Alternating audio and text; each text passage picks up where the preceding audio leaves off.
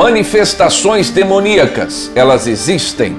Você já presenciou alguma delas? Pois é, foi levantado um debate num fórum cristão, onde as pessoas levantaram a seguinte pergunta: o que uma pessoa manifestada pelo demônio sente na hora? Nós iremos acompanhar nesse vídeo algumas opiniões, algumas imagens. Assista comigo até o final. Se você não é um inscrito no canal, se inscreva, ative o sininho, deixe o seu curtir e o seu comentário. Vamos lá, esse vídeo vai ser surpreendente.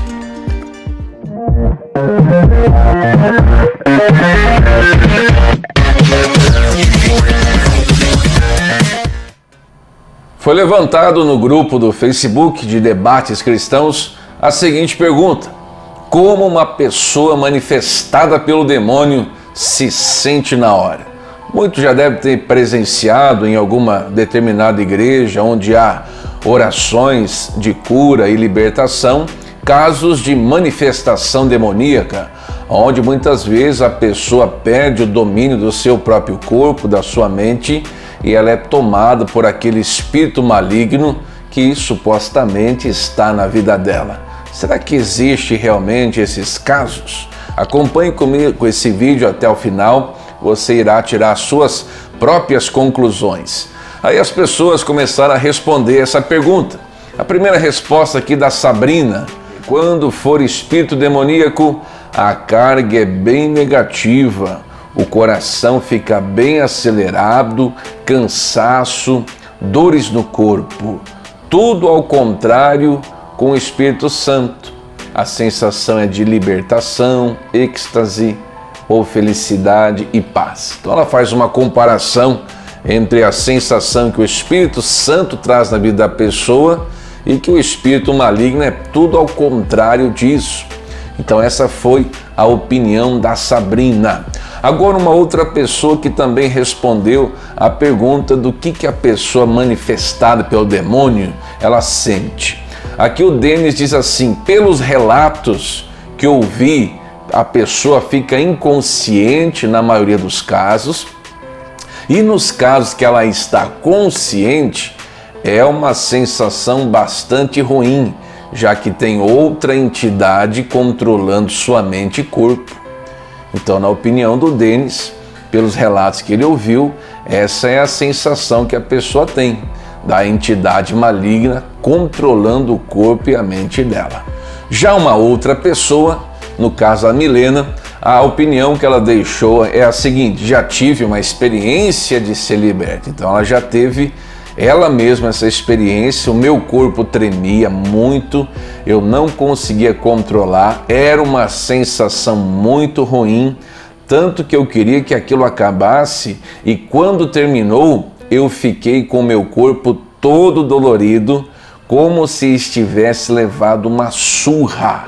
Eu estava conivente, só não conseguia controlar aquela situação. Então, no caso, a Milena passou por isso e ela disse que não conseguia controlar o corpo dela, ela estava totalmente dominada também naquele momento pelo espírito maligno que estava sobre a vida dela. Outra pessoa diz assim: Myron, no meu caso, há um tempo atrás aconteceu que por brecha entrou laços espirituais na minha vida. Quando esses laços foram quebrados, eu me senti extremamente triste, muito mal, meu corpo com uma sensação horrível, dor em certos momentos, e após a libertação um cansaço muito grande. E um relato de um amigo meu que ele perdeu a total consciência, só escutava diálogos vagos. Eu presenciei tudo. Aí vem a vivência que perguntou: Myron, você ouve vozes?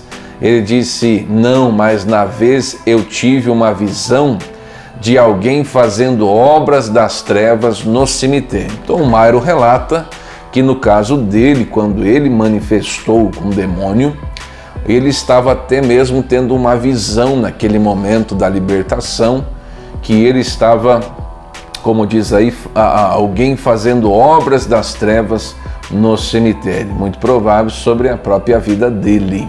O que mais? Vamos ver aqui. Uma outra pessoa aqui, o Michael, ele diz assim: já aconteceu comigo. Foi como se estivesse fora do corpo, como se eu estivesse vendo um vídeo meu andando, falando. Primeiro começou tipo que esquentar nos pés e foi subindo. Quando chegou próximo à garganta, foi aí que meio que eu saí do corpo. Eu via tudo que fazia como se estivesse vendo um vídeo meu. Eu sentia raiva, mas não sabia, porque após a libertação me senti sujo, o corpo coçando muito. Então veja, esse é o relato do Michael, que ele também teve um procedimento de libertação. Ele bate 2 vezes nessa tecla, parecia que ele via uma espécie de vídeo, ele se enxergava, mas não estava dominando mais a si mesmo. E aí vem a Thaís lá no final e fala, eu também me senti dessa forma. Então coisa séria. Uma outra pessoa, vai ser a última, o Kleber, ele diz assim, a pessoa não sente nada, é como se a sua mente apagasse. Aí vem o Wagner e rebate o Kleber, fala assim, olha, negativo, sua memória naquele momento apaga, mas seu corpo físico sofre uma carga negativa violenta. É comum as pessoas, ao serem libertas, sentirem seu corpo como se estivessem levado uma surra após a libertação. Então essa foi a posição aí que o Wagner colocou. E você, o que você pensa disso? Deixa aqui nos comentários. Nós vamos assistir agora um vídeo de uma libertação que aconteceu de uma moça e também de um caso de um rapaz que levou um tiro na boca e ainda com aquele tiro na boca ele continuava demonstrando ali uma reação demoníaca e ele estava possesso por esse espírito mau. Acompanhe essas imagens, é forte, tire as crianças da sala. Se você tem criança, afaste elas agora para que você veja isso e possa tirar suas conclusões. Houve um pacto aí entre ela e vocês? E esse pacto envolve o quê? Envolve o quê? Ela deu o quê pra você? A alma dela. Fama. A jovem possessa expele muito sangue pela boca. Veja como fica o chão da igreja.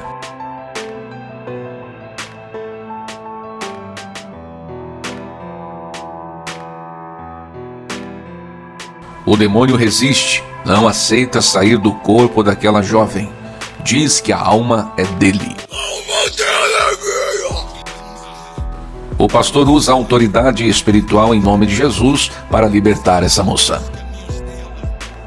Neste outro vídeo, vemos uma outra jovem senhora se contorcendo no chão, soltando gritos e gemidos de uma voz estranhamente demoníaca.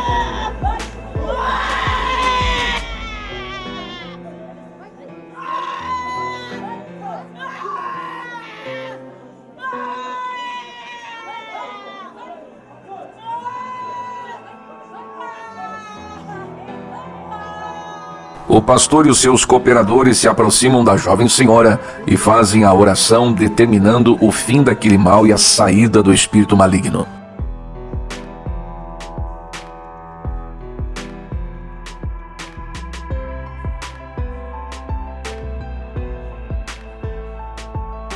A seguir você verá imagens fortes de um homem possesso por demônios. Tire as crianças de perto.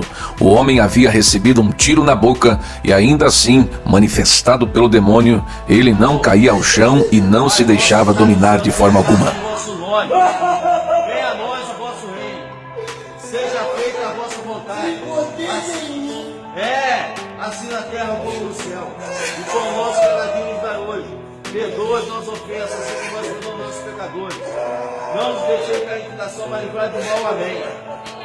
Você não é poderoso.